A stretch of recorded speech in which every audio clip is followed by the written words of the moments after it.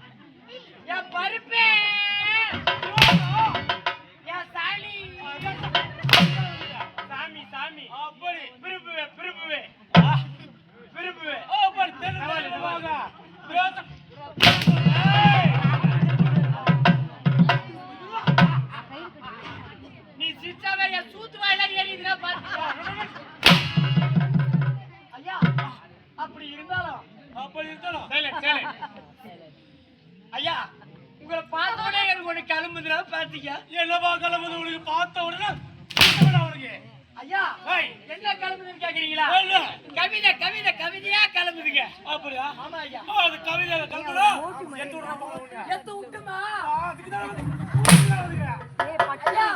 கவிதை கவிதை மனுஷன் இருக்கு அப்படியே வெளியே எத்து விட்டுமான்னு அப்படி ஐயா உன் கண்ணனுக்கு கண்ணுக்குள்ள இருக்கு ஊளை அடக்கி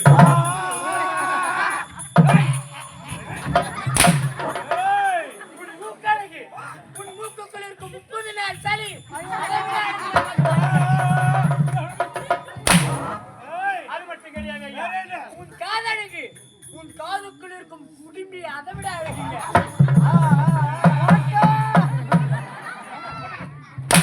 அப்படி இருந்தாலும் உன் பல்லழகு உன் பல்லுக்குள் இருக்கும் ஊத்தை அழகு அது மட்டும் கிடையாதுங்க உன்னுடைய வாயு அழகு உன் வாயுக்குள் இருக்கிற வாசனை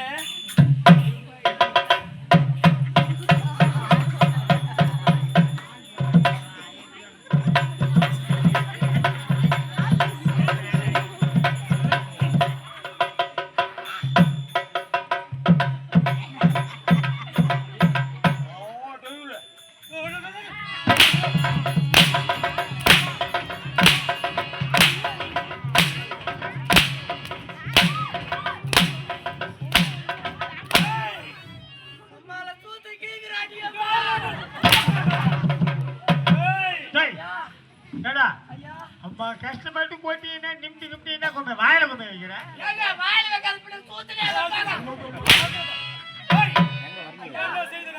அப்படி இருந்தாலும் பார்த்தாக்கா என் மனுஷன் மாறி போச்சுங்க எப்படி கேக்குறீங்களா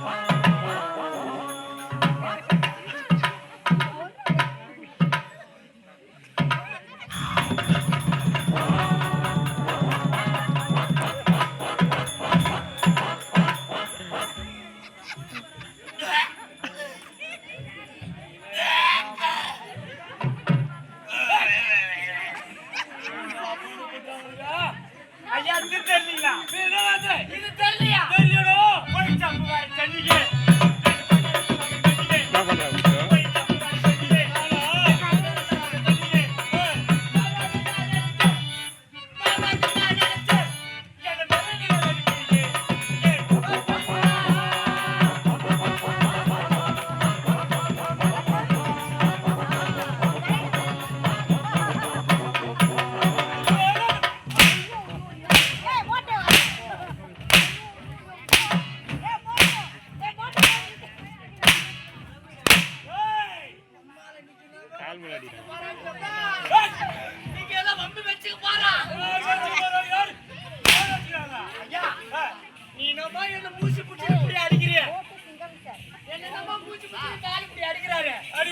யாருமே கேட்க மாட்டீங்களா?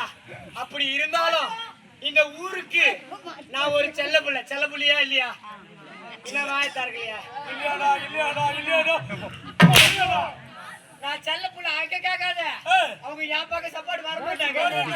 தாய்மார்களை கேளுங்க, நான் செல்ல புள்ளியா இல்லையா?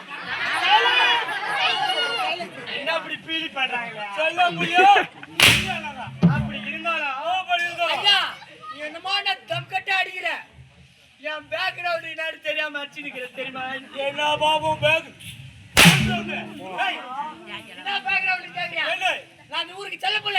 அப்படி இருந்தாலும் என்னவோ அப்படி அடிக்கிறீங்க.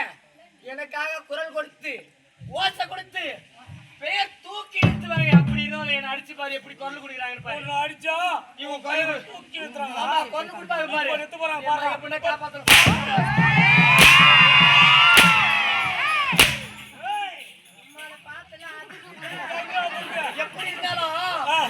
சண்டைக்கு போக மாட்டாங்க. ஆனா வர சண்டையா கேட்டுக்கினேன்.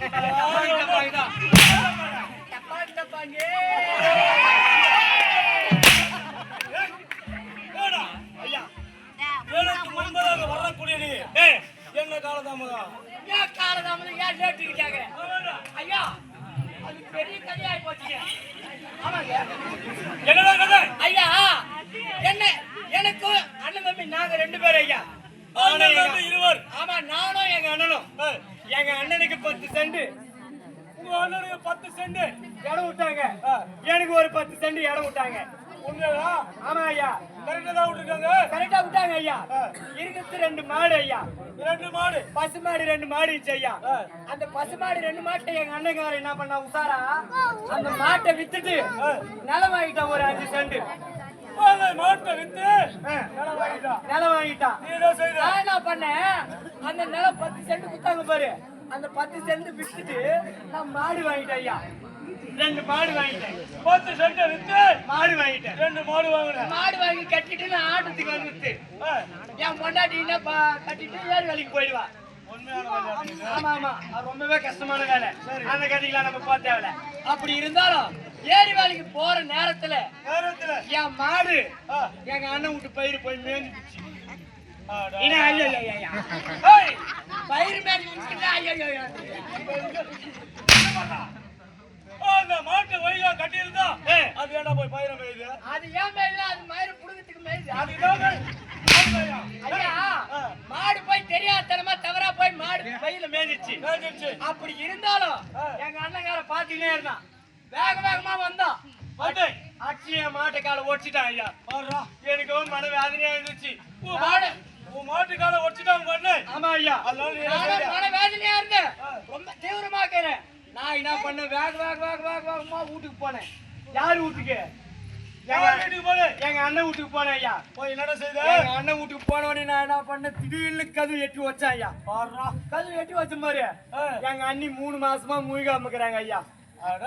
நான் வச்ச உதையில அந்த கதவு போய் எங்க அண்ணி வவுத்து மேல பட்டு அந்த கருவே கஞ்சி போச்சு ஐயா. தெரியாதனமா கருவு கஞ்சி போச்சு ஐயா.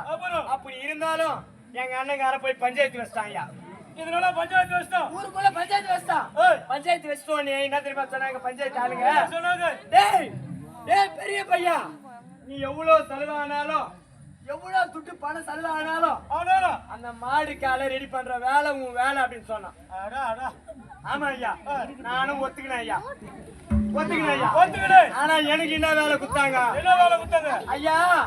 எவ்வளவு செலவானாலும் பரவாயில்ல. உங்க அண்ணன் பொண்டாட்டி நீ மாசமாக்கி 3 மாசம் அதே மாதிரி விட்டுறா. 3 மாசம் மாசமாக்கி விட்டுறா. அவன் மாட்டுக்கால அச்சு ஒட்டா அதை ரெடி பண்ணி விடணும். நான் இல்ல எங்க அண்ணன் பொண்டாட்டி கருவு காய்ச்சிட்டு 3 மாசம் அதே மாதிரி 3 மாசத்துக்கு போய் எங்க அண்ணன் பொண்டாட்டியா என்ன கட்டுகளை கொட்டியாதீங்களா இருந்தாலும் இவ்வளவு நாட்களாக இந்த ஜமீன் மகேந்திராபுரி ஜமீன் கோட்டையை மாற்ற நான் இதுதான்.